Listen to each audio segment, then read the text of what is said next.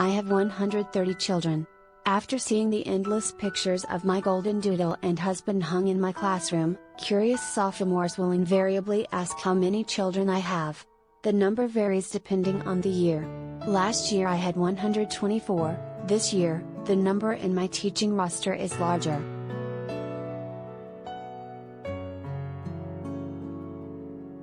That's not possible, an outspoken sophomore always retorts.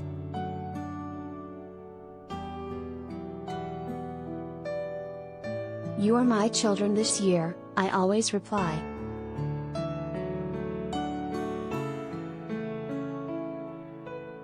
I wish they asked me when I plan to begin my Ph.D. program, or about my research interests or career aspirations beyond grading homework.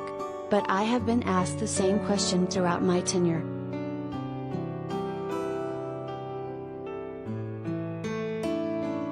If I were being truthful, I'd say that I can't afford kids.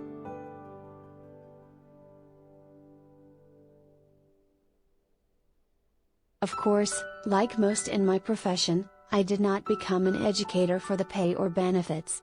Heck, I didn't even know what a salary schedule or contract negotiations were until 7 lesson plan submissions later. Having always been involved in urban development, I just wanted to guide students to develop the language skills to effect change in the world.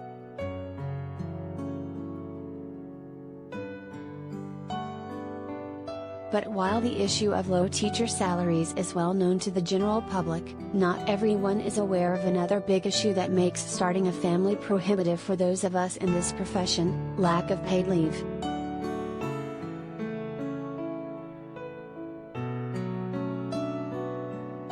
Even though I work with children, I do not get 3 months paid maternity leave. Instead, I have to use my sick days, and afterward can take unpaid, job-protected leave for 12 weeks under the Family and Medical Leave Act. During such leave, the internal coding for giving birth is the same as for influenza, colon cancer or a hip replacement. I have the option to purchase wage continuation, which is short-term disability insurance, but that only pays up to 50% of my salary after my sick days are used.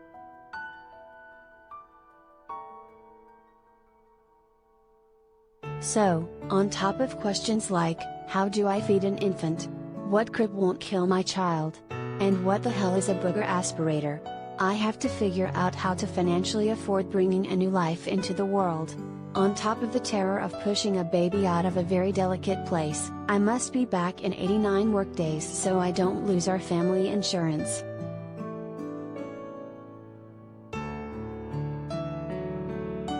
Our plan was to have children in 2022.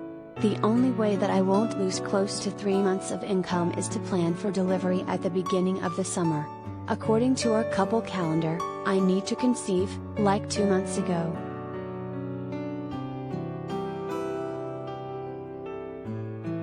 The problem is, I was not physically well enough to conceive in time for a summer delivery. This year, I had numerous health mishaps, which I am only now recovering from.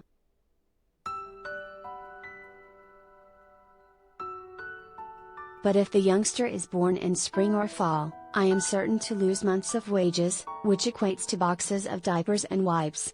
Keep in mind, I am a professional with a graduate degree, publications and years of professional experience.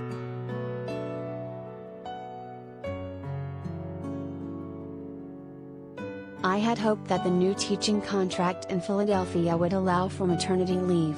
However, my fingers have been crossed for the last 2 contracts. Only 9 states, California, Colorado, New Jersey, Massachusetts, Rhode Island, New York, Washington, Connecticut and Oregon, currently have paid family leave. Georgia recently passed family leave for state workers in 2021.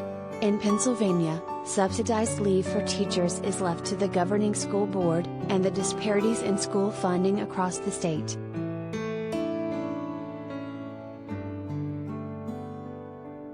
This is despite economic studies that have shown that family leave increases the likelihood that individuals will not leave the labor force, important at a time when experienced teachers are at an all-time low.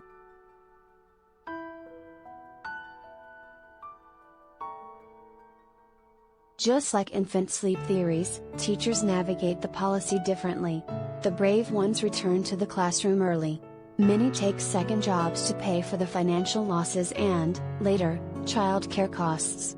Other experienced teachers leave the classroom in anticipation of child rearing and work in the private sector.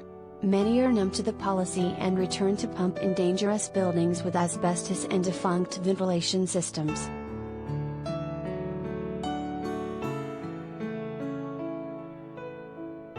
Folks often ask why I stay. Sure, I care about my students, a lot. But I am also a professional who has spent years and money cultivating my craft and my career trajectory. Why should I give that up? It's the policy that needs to change.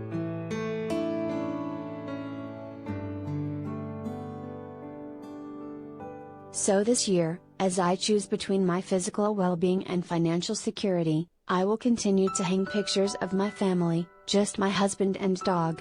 When students ask how many kids I have, I just plan to shrug and say, none. There's always next year.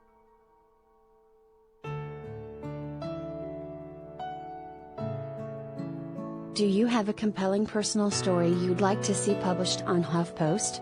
Find out what we're looking for here and send us a pitch.